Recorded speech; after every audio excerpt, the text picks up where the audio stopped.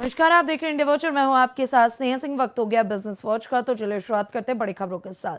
Japan के प्रमुख lender MUFG bank ने बुधवार को श्रीराम फाइनेंस लिमिटेड में 39,618 करोड़ रुपए में 20% हिस्सेदारी हासिल कर ली।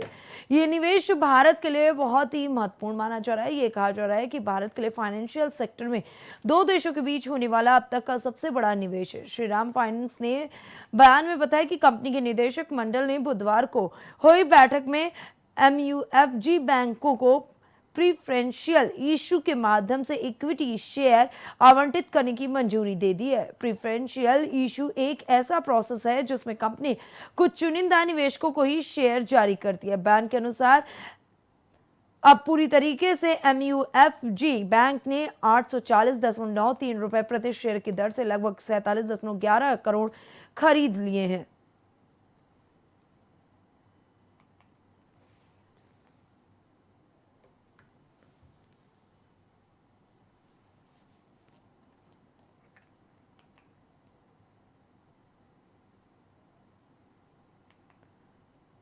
रिजर्व बैंक के गवर्नर संजय मल्होत्रा ने बुधवार को घोषणा की कि टाटा सन्स के लिस्टिंग के इशू पर स्पष्टता की कमी के बीच monetary authority non banking lenders के लिए एक नया ढांचा लेकर आएगा। मल्होत्रा ने पॉलिसी मीटिंग के बाद होने वाली अपनी नियमित प्रेस कॉन्फ्रेंस में पत्रकारों से कहा कि हम NBFCs के लिए एक नया फ्रेमवर्क लेकर आ रहे हैं।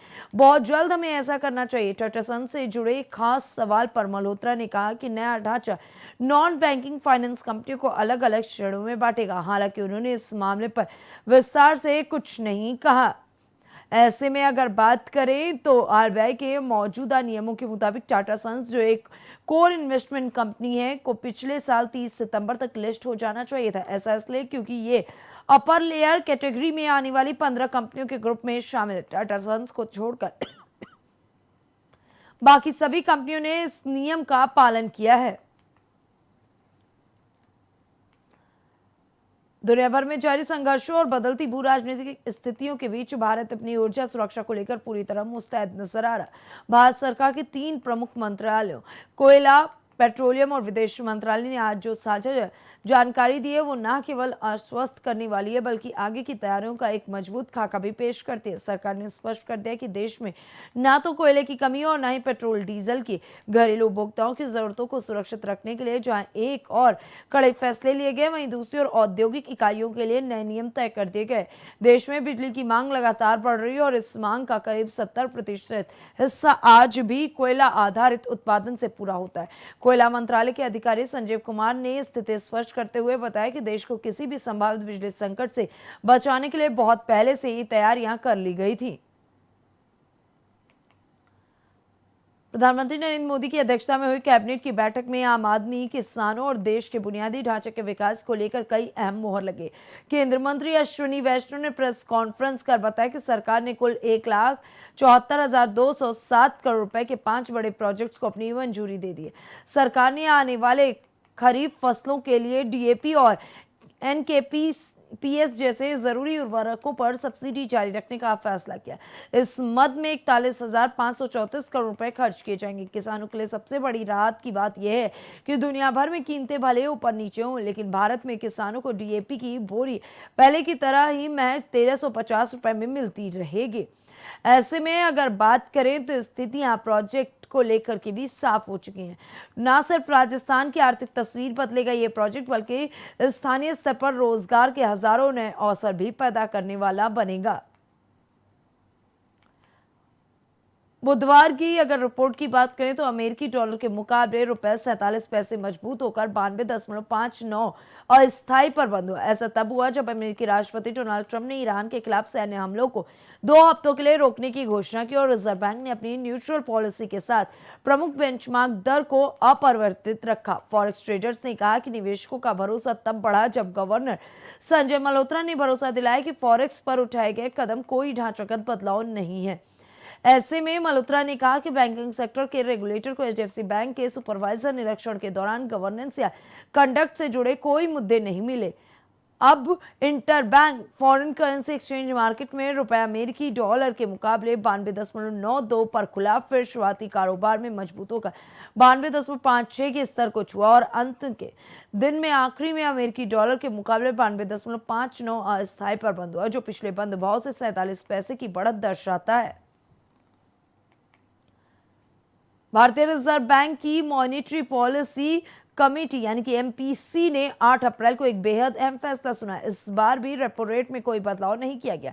आरबीआई ने रेपो रेट को स्थिर रखते हुए साफ किया कि पश्चिमी एशिया में चल रही लड़ाई की वजह से विकास दर और महंगाई दर के सामने चुनौतियां जरूर खड़ी हुई थी। युद्ध जैसे हालातों के कारण वैश्विक स्तर पर अस्थिरता का माहौल था।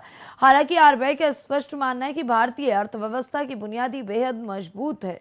यही कारण है कि बाहरी दुनिया के आर्थिक झटकों का भारत पर पहले की तुलना में काफी कम प्रभाव पड़ेगा।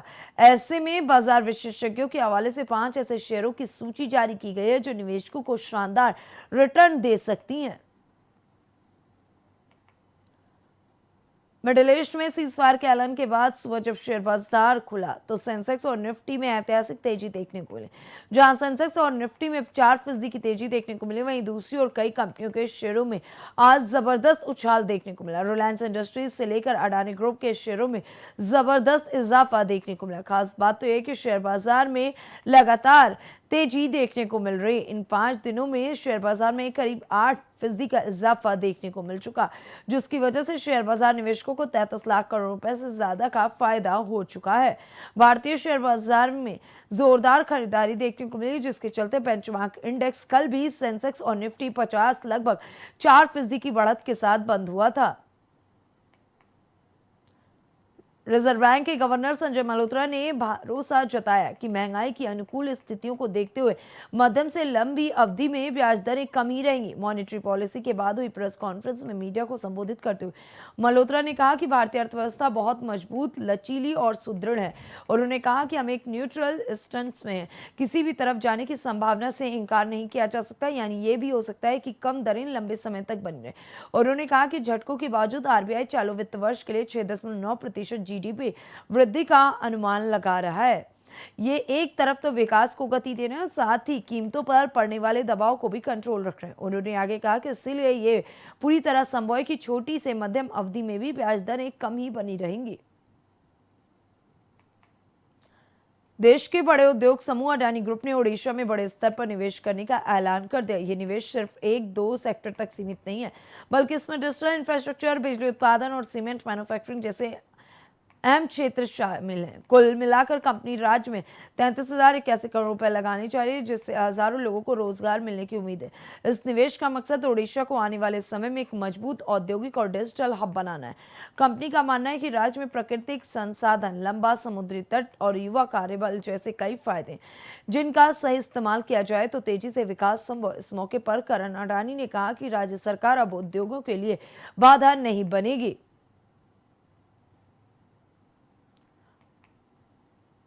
हर इंसान अपनी गाढ़ी कमाई में से भविष्य के लिए कुछ ना कुछ रकम जरूर बचाता है। हालांकि महंगाई के इस दौर में सिर्फ पैसे बचाना ही काफी नहीं है, बल्कि उस पैसे को सही और सुरक्षित जगह पर निवेश करना भी उतना ही जरूरी और मुश्किल है। इसी जरूरत को पूरा करने में डाकघर की छोटी बचत योजनाएं एक बेहतरीन विकल्प साबित होती है।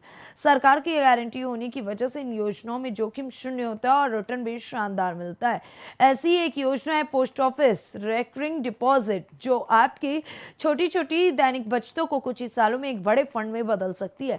इस स्कीम की सबसे खास बात यह है कि आप अपनी जमा राशि पर सिर्फ ब्याज के जरिए 4.40 लाख रुपए की अतिरिक्त कमाई कर सकते हैं।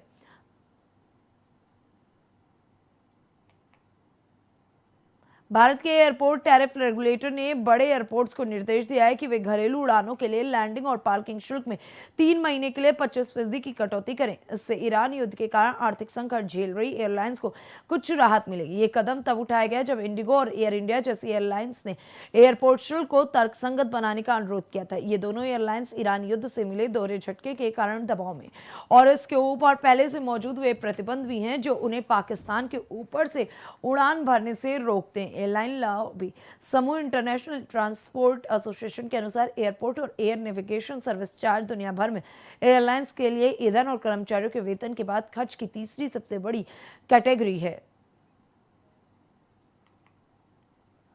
गवर्नर संजय मल्होत्रा ने कहा कि एचडीएफसी बैंक के सुपरवाइजरी इंस्पेक्शन के दौरान रिजर्व बैंक को गवर्नेंस या कामकाज से जुड़ी कोई समस्या नहीं मिली। मॉनेटरी पॉलिसी के बाद हुई प्रेस कॉन्फ्रेंस में एचडीएफसी बैंक के चेयरमैन अतानु चक्रवर्ती के अचानक इस्तीफे और उसके बाद शेयर की कीमतों में आई गिरावट से जुड़े एक सवाल का जवाब देते हुए मल्होत्रा ने कहा कि आरबीआई ने बैंक की मीटिंग्स के मिनट्स भी देखे थे और आरबीआई को उससे चिंता की कोई बड़ी बात नहीं मिली। हालांकि आरबीआई ने अपनी प्रेस रिलीज में कहा है कि एचडीएफसी बैंक क्या डोमेस्टिक सिस्टमली इंपोर्टेड बैंक है जिसके फाइनेंशियल्स मजबूत हैं, बोर्ड प्रोफेशनल तरीके से चलाया जाता है और मैनेजमेंट टीम काबिल है। हमारे समय समय पर किए जाने वाले आकलन के आधार पर बैंक के कामकाज या गवर्नेंस को लेकर रिकॉर्ड में चिंता की कोई बड़ी बात नहीं है। फिलहाल बिजनेस वॉच में बस इतना ही। देश दुनिया की ऐसी तमाम बड़ी और अहम खबरों को देखने के लिए बने रहें इंडिया वॉच के साथ।